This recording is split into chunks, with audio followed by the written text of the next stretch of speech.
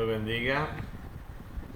Estamos ya en el aire, un poquito retrasados, porque estamos llegando de Santo Domingo.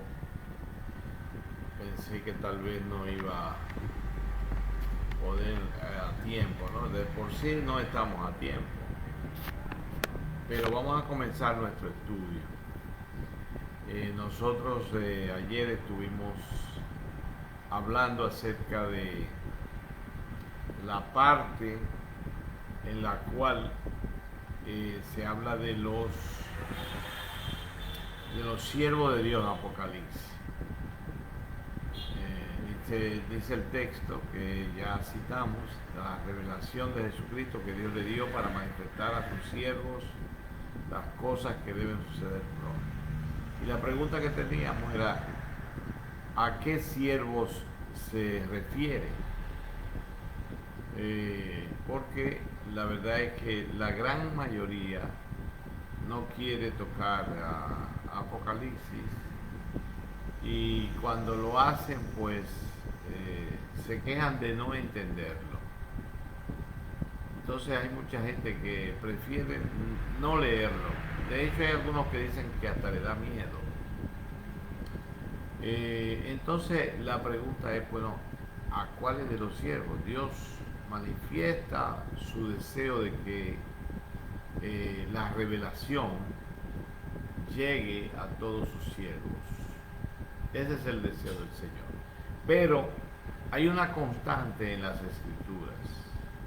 La constante es que para conseguir algo de parte de Dios hay que insistir. Lo primero es la fidelidad del siervo. Vamos a ver algunos hombres de Dios que fueron distinguidos. Nosotros podemos, por ejemplo, vamos a comenzar con el libro de Génesis. En el capítulo 5 del libro de Génesis, nosotros vamos a encontrar que nos habla de un hombre. A partir del verso 22 dice, caminó Enoc con Dios. ¿Qué significa esa expresión? Caminó Enoc con Dios. Caminó Enoc con Dios quiere decir que fue fiel. Entonces, ¿qué pasó por él caminar con Dios? La Biblia nos dice que Enoc fue traspuesto para no ver muerte. El verso 24 vuelve y repite la misma expresión. Caminó pues Enoc con Dios y desapareció porque le llevó Dios. O sea, Enoc no murió. De hecho en hebreo dice eso, que fue traspuesto para no ver muerte. No murió. Y el motivo es que él caminó con Dios. Nosotros podemos ver también en el capítulo 6 de Génesis que nos habla de Noé. El verso 13, dijo pues Dios a Noé, he decidido el fin de todo ser, porque la tierra está llena de violencia a causa de ello. Y he aquí que yo los destruiré con la tierra.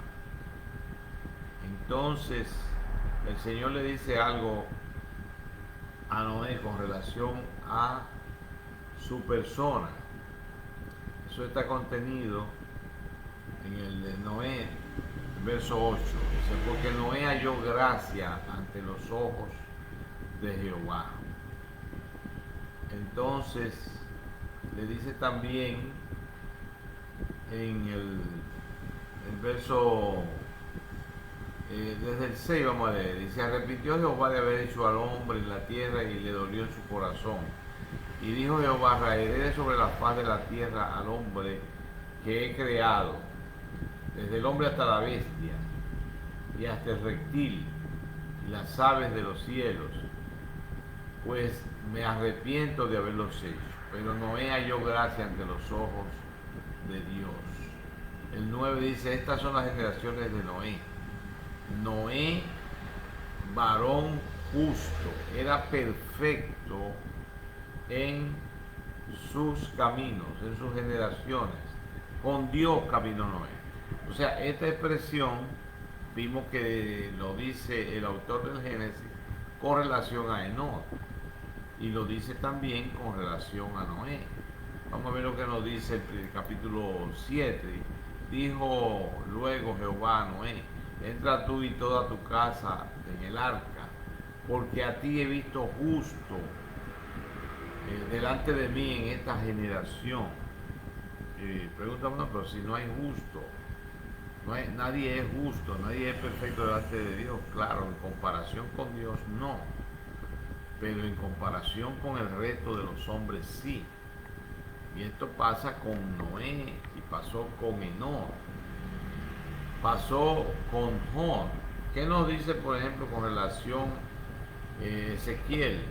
Nos habla de 3 varones. O sea, aunque estos 3 hombres, Noé, Daniel y Job, estuvieran en medio de ese país, por su justicia solo se salvarían a sí mismos. Entonces habla de 3 a los cuales le llama justos. Nosotros podemos encontrar también en el libro de Daniel que Daniel es calificado como muy amado. Entonces, Daniel capítulo 9, vamos a ver lo que nos dice. Daniel capítulo 9. Entonces el ángel le dice a Daniel: siervo muy amado.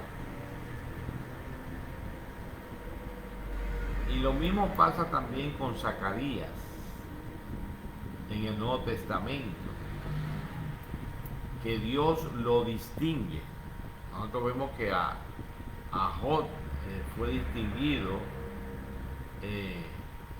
como justo, como perfecto, lógicamente en comparación con el resto de los hombres. Y entonces Daniel también, que es llamado muy amado, ¿verdad? Eso le dice el ángel a Daniel. Vamos a ver a a Lucas capítulo 1, y vamos a ver el verso 7. Lucas capítulo 1, verso 6, dice: ambos eran justos delante de Dios y andaban irreprensibles en todos los mandamientos y ordenanzas del Señor. Entonces hay un concepto religioso que habla de la perversidad total del hombre, pero aquí vemos que eso no es real. La Biblia nos habla de hombres que eran justos delante de Dios en comparación con los demás hombres. Nosotros vamos a encontrar también en el libro de los Hechos, el capítulo 10, y vamos a encontrar allí a Cornelio. Dice en el verso 1: había en Cesarea un hombre llamado Cornelio, centurión de la compañía llamada la Italiana, piadoso y temeroso de Dios con toda su casa, y que hacía mucha limosna al pueblo y oraba a Dios siempre. Este vio claramente en una visión como a la hora 9 del día, que un ángel de Dios entraba donde él estaba y le decía: Cornelio. Mirándole fijamente y atemorizado dijo: ¿qué es, Señor?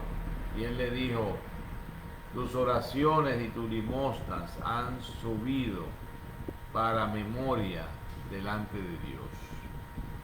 Entonces, estos hombres, en el caso de Cornelio, era una persona que ni siquiera conocía el Evangelio, no conocía a Cristo. Y el Señor tiene que mandarle a Pedro para que le predique, para que le hable nuestro Señor, para que hable del Evangelio. Y entonces dice en el verso 44 que creyó él con toda su casa. Dice textualmente: mientras aún hablaba Pedro estas palabras, el Espíritu Santo cayó sobre todos los que oían el discurso. ¿Por qué el Espíritu Santo cae sobre todos los que oyen el discurso de Pedro? Porque habían creído. Esa fue la respuesta a la fe de ese conglomerado, de ese grupo de la casa de Cornelio. Cornelio con toda su casa cree al Evangelio. Entonces llega la salvación a las vidas de Cornelio y de su gente. Pero ¿por qué Dios hizo eso con Cornelio? ¿Por qué Dios le manda a Pedro para que Pedro le predique la palabra? Lo manda para que él crea el Evangelio, y la razón por la que Dios lo hace es porque él tenía características que agradaban a Dios. Dios se agradó de Cornelio y por eso le manda a Pedro para que le predique el Evangelio. Había algo oculto que Cornelio no conocía, y Cornelio entonces recibe una revelación de lo que es la salvación, de cómo ser salvo. Entonces es importante eso, ¿verdad? Lo que es querer que Dios nos dé la revelación. Todos queremos que Dios nos dé la clave de los misterios de Apocalipsis. Y nosotros vamos a encontrar mucho conocimiento en los textos que están relacionados con el libro de Apocalipsis y que grandes hombres de Dios han escrito. Hay otras cosas que ellos no revelan, pero si nosotros estamos en la búsqueda, en la diligencia, estamos en oración, estamos buscando que Dios nos hable, pues nosotros vamos a encontrar la respuesta de cada misterio que podamos encontrar en el libro de Apocalipsis. Entonces, vamos a ver que hay un punto, hay algo que sí debemos tomar en cuenta. Hay una constante, yo le decía cuando comencé, y es que para nosotros poder tener algo de parte del Señor, por lo general vamos a tener que insistir. Vamos a tener que insistir para encontrar lo que nosotros deseamos de parte del Señor. Por ejemplo, vamos a buscar en el Evangelio de San Mateo y vamos a leer lo que nos dice el capítulo 7 y el versículo 7. Dice: pedid y se os dará. Bueno, si se quedara hasta ahí el texto, pues podríamos pensar que no hay que insistir mucho, que no hay que hacer una diligencia muy profunda y muy exhaustiva. Pero el verso continúa diciéndonos: buscad y hallaréis, llamad y se os abrirá. Porque todo aquel que pide, recibe, y el que busca, halla, y el que llama, se le abrirá. Entonces, aquí nos habla de buscar. Nos habla de buscar, y buscar tiene una implicación. Se necesita el uso de tiempo y diligencia. En el capítulo 6 de Mateo, el verso 33, dice: mas buscad primeramente el reino de Dios y su justicia, y todas estas cosas serán añadidas. Entonces, buscar, buscar el reino de Dios. Volvemos al capítulo 7 y vamos a ver que el Señor dice, porque ¿qué hombre hay de vosotros? Verso 9. ¿Qué hay de hoy? ¿Qué hombre hay de vosotros que si su hijo le pide pan, le dará una piedra? O si le pide un pescado, le dará una serpiente. Pues si vosotros, siendo malos, sabéis dar buenas dádivas a vuestros hijos, ¿cuánto más vuestro Padre que está en los cielos dará buenas cosas a los que le pidan? Ustedes recuerdan a la mujer sirofenicia. La mujer sirofenicia le cae atrás al Señor, gritando detrás del Señor que le haga un milagro a su hija, que estaba endemoniada, que estaba siendo atormentada por un demonio. Pero el Señor no le hacía caso. El Señor no le hacía caso. Y entonces, cuando los apóstoles se cansaron, de esta mujer dando gritos detrás del Señor, ellos le dijeron, Señor, pero despide a esa mujer. El Señor se vuelve y le dice a la mujer, ¿qué es lo que tú quieres que te haga? Y entonces ella le dijo, bueno, que liberte a mi hija de un demonio que la está atormentando. El Señor le dijo, la comida de los hijos no se le echa a los perrillos. Bueno, esa fue una respuesta ofensiva, porque el Señor no solamente que le estaba negando el milagro, sino que además estaba diciendo que ella era despreciable, perrillos. La comida de los hijos no se le echa a los perrillos. O sea, lo que tú me estás pidiendo no te lo puedo dar porque eso le corresponde a los hijos, no a ustedes que son perrillos. Pero la mujer se humilló y le dijo al Señor, sí, Señor, pero los perrillos comen de las migajas que caen de la mesa. Entonces el Señor le dijo, mujer, grande es tu fe, que se haga como tú estás pidiendo. Entonces la insistencia de la mujer hizo que el Señor le hiciera el milagro. También la palabra nos habla de la viuda y el juez injusto, de que cada día ella estaba insistiendo delante del juez injusto hasta que éste, para no perder la paciencia, le hizo justicia, no por gusto, sino porque él entendía que eso lo iba a llevar a un asunto peor. Entonces, si eso es el juez injusto que lo hizo así, ¿cuánto más Dios si nosotros persistimos delante de él? Entonces, esa es la categoría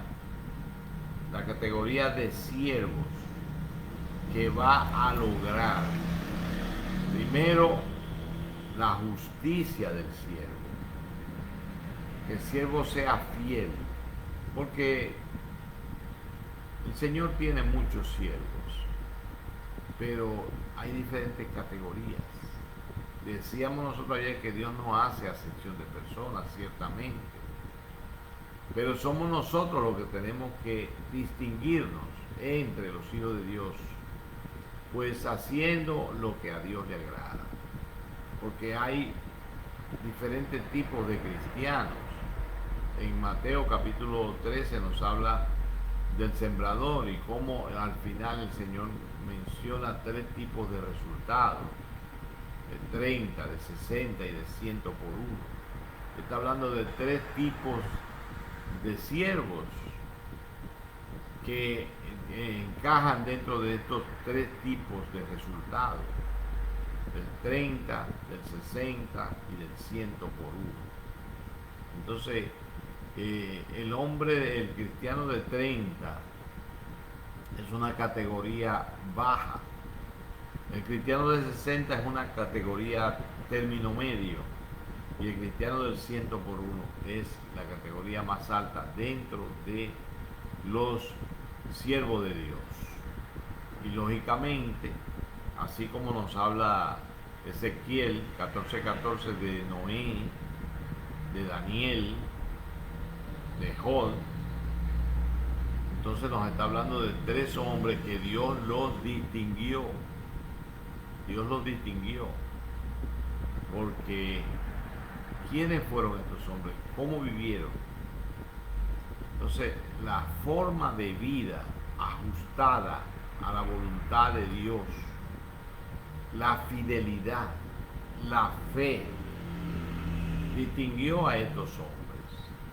Nosotros podemos ver la historia de Daniel, podemos ver la historia de Job, la misma de Noé, a pesar del mundo en que Noé vivía, lleno de violencia y lleno de corrupción, y Noé se mantuvo fiel.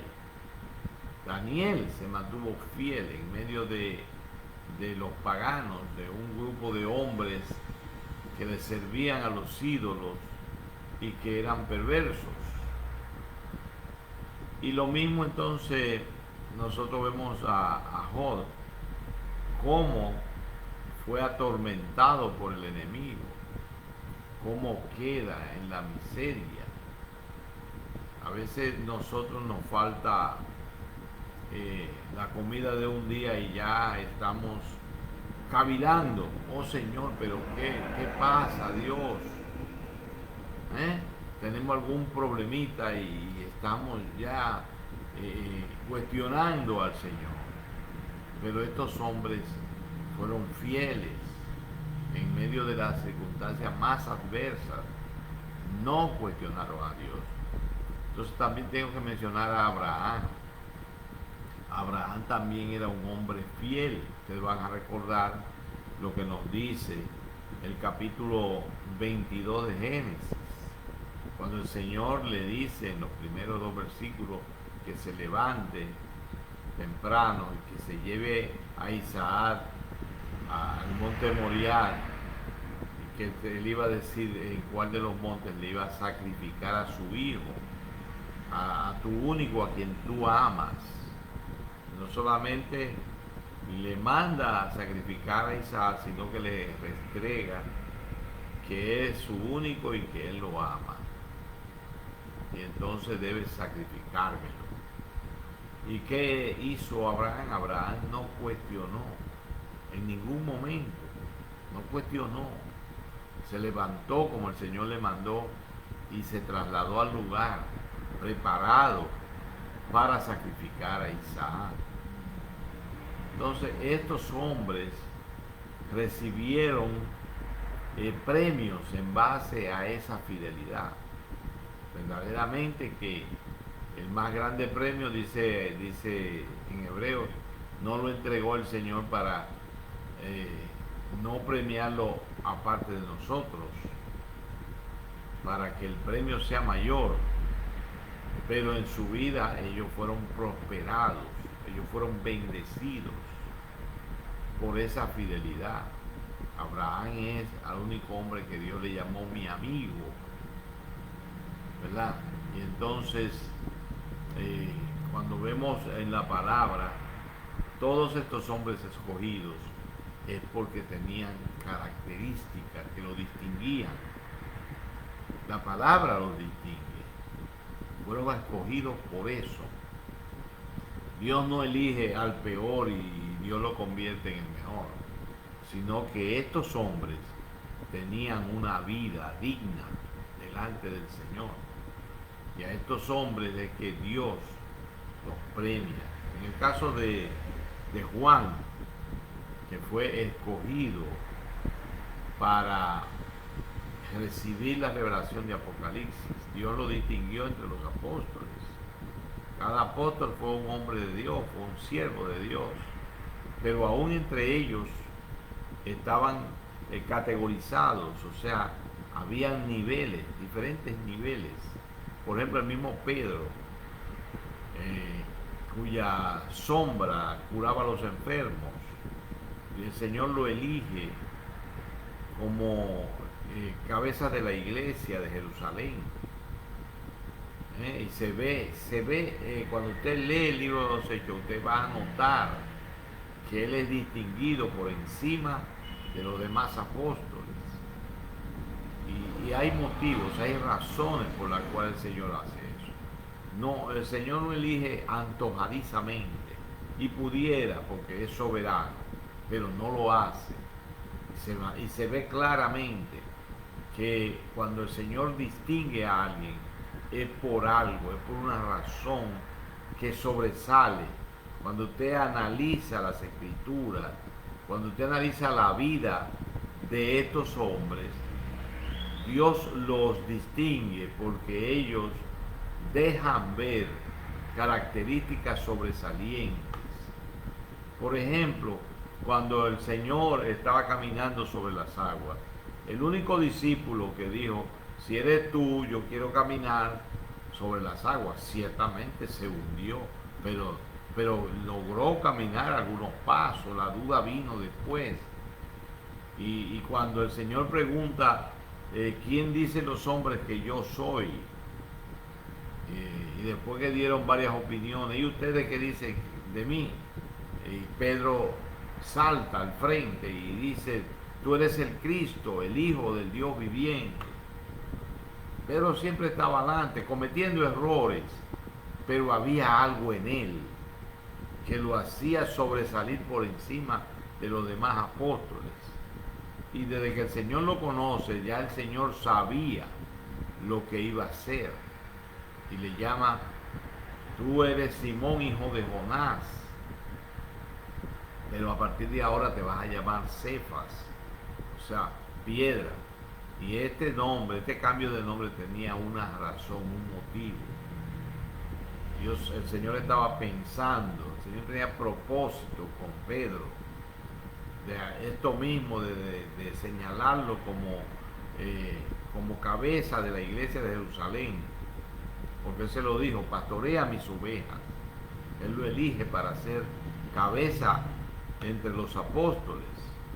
Desde el primer capítulo del libro de los Hechos se nota a Pedro liderando la iglesia. Pedro fue el predicador que logró que se convirtieran 3.000 hombres, sin contar las mujeres y los niños, ahí en el capítulo 2 del libro de los Hechos. Y en el capítulo 5 dice que se convirtieron 5.000 hombres, o sea, que la iglesia de Jerusalén estaba compuesta en su gran mayoría por hombres y mujeres que se convirtieron con el mensaje del apóstol Pedro. Entonces Dios hizo sobresalir a Pedro entre los apóstoles en el libro de los Hechos. ¿Por qué Dios elige a Pablo? Un hombre que perseguía a la iglesia, pero tenía un motivo bueno por el cual él perseguía a la iglesia. Era celo por Dios. Él lo hacía por Dios, estaba equivocado, pero era por amor a Dios que lo hacía. Él perseguía a los cristianos porque él entendía que eran enemigos de Dios. Y entonces Dios lo elige para que él sobresalga y por encima de todos los apóstoles, aún por encima del mismo Pedro. Pero habían características en Pablo por la cual Dios lo distingue. Y habían características en Juan para ser elegido para esta revelación del libro de Apocalipsis. Nosotros vamos a ver a Juan cerca del Señor Jesucristo, todo el tiempo ahí cerca del Señor Jesucristo. Había algo en él que hizo que el Señor lo escogiera con este propósito. Le dio su premio a Pedro, pero reservó a Juan para que fuera el último de los apóstoles en morir.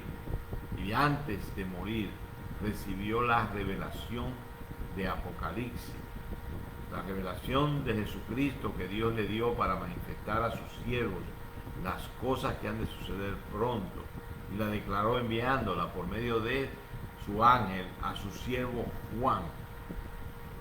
O Entonces aquí vemos a Juan distinguido por un motivo. Ahora nosotros queremos que Dios también nos distinga. Tiene que nacer en el corazón de cada uno de nosotros ese amor por Dios, por su obra, por su palabra, por la persona del Señor Jesucristo. Debe existir ese amor. Y entonces el tiempo se nos pasó ya. No, ni cuenta me estaba dando que el tiempo se nos agotó. Vamos a dejarlo hasta ahí, vamos a seguir avanzando por ahí mismo. Estamos hablando del siervo. Usted quiere que Dios le revele los misterios que están en Apocalipsis. Lo primero que tiene que ser fiel. Séale fiel al Señor. Brinque adelante. No se quede atrás. Sea de los de adelante. En el estudio de la palabra, en la oración, en el servicio de la obra. Y después entonces en su ayuno y oración pídale a Dios que le revele los misterios de Apocalipsis. Pero también póngase a estudiarlo día a día. Nosotros hicimos eso. Y Dios nos premió revelándonos muchas cosas que usted las va a ver, que no están en ninguna parte, que van a ser reveladas a través de estos estudios. Pero vamos a dejarlo hasta ahí. Ya mañana ni el domingo, sino el lunes vamos a darle continuidad. El lunes a las 8 de la noche, cada día a las 8 de la noche, de lunes a viernes, vamos a estar hablando de Apocalipsis.